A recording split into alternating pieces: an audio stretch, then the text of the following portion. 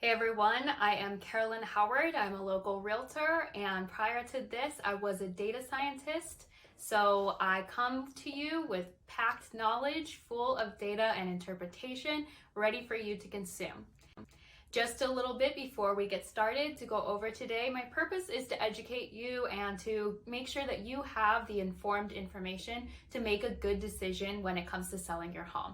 I know it's a big deal and it's probably the biggest asset that you own or one of them, and it's important that you have everything up to date when you make the decision to sell.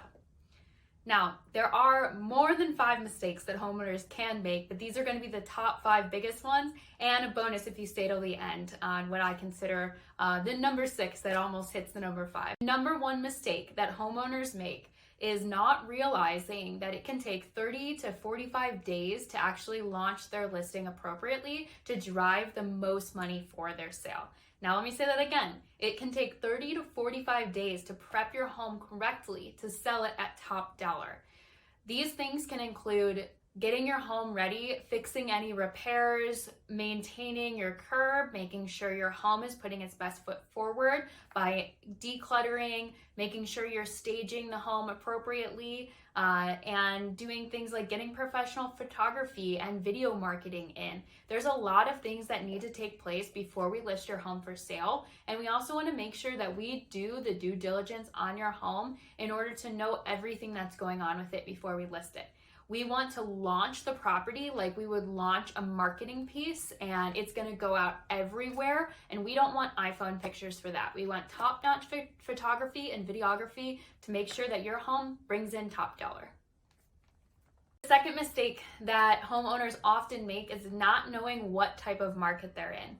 Now, this can include more than just whether or not it's a seller's or a buyer's market, though I would say that's the most important.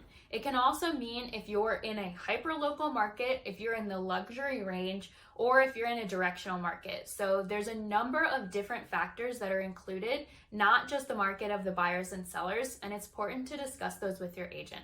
For example, if you're in a hyper-local market, say South Park, San Diego, and you're trying to pull comparative properties for your home, and you pull things in from North Park or from Golden Hill, those are not going to be direct comparisons. We are going to want only South Park homes to appropriately price your home. This brings me to mistake number 3, overpricing your home.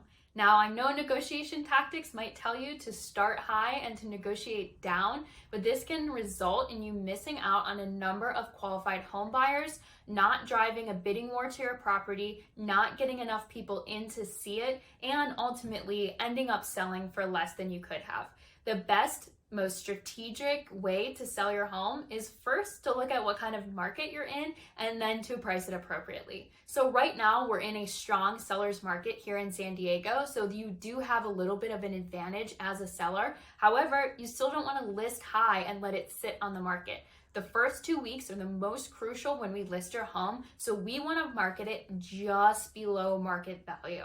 That price point is really going to drive in the most buyers for your home. Mistake number 4 that sellers make when listing their home for sale is not picking the right agent.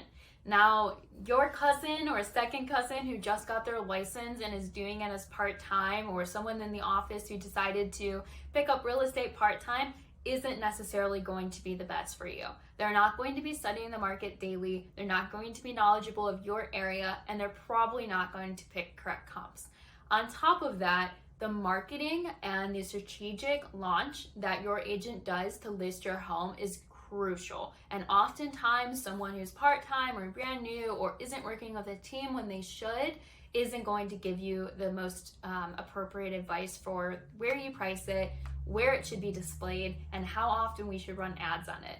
I'm going to sneak in a little tip here that right now expired listings, which are houses that go on the market and then don't sell, we're seeing houses expire for 2 main reasons right now. The price is wrong, they overpriced just like we discussed in number 3, or they're not doing any social media advertising. With everyone at home, it's so important we reach the highest number of people at their home, in their couch, when they're comfortable, and so they see your home maybe even before it goes on the market and put an offer in.